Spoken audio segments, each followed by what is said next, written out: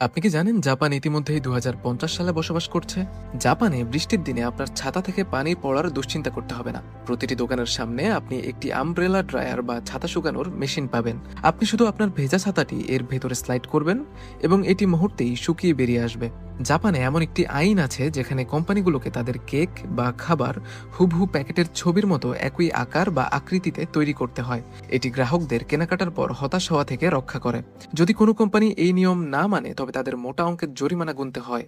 জাপানে জুতা কেনার সময় আপনাকে বারবার ট্রায়াল দেওয়া বা সাইজ নিয়ে দ্বিধায় পড়ার প্রয়োজন নেই, কারণ প্রতিটি দোকানে এমন মেশিন আছে যা আপনার পায়ের মাপ নেয় এবং আপনার জন্য একদম সঠিক সাইজ নির্ধারণ করে দেয়। জাপানিজ সাবওয়ে স্টেশনগুলোতে ফিউচারিস্টিক প্ল্যাটফর্ম রয়েছে। ট্রেন আসার সাথে সাথে প্ল্যাটফর্ম এবং ট্রেনের মাঝখানের ফাঁকা অংশটি স্বয়ংক্রিয়ভাবে ভরাট হয়ে যায়। এটি শিশু এবং হুইল চেয়ারে থাকা ব্যক্তিদের ট্রেনে ওঠানামা অনেক সহজ করে দেয়। জাপানিজ ট্রেনগুলোতে ভিড়ের সময় দরজা সংলগ্ন সিটগুলো ভাঁজ করে রাখা যায়। এই চমৎকার ফিচারটি যাত্রীদের দাঁড়ানোর জন্য বাড়তি জায়গা তৈরি করে, যা যাতায়াতকে আরও আরামদায়ক করে তোলে।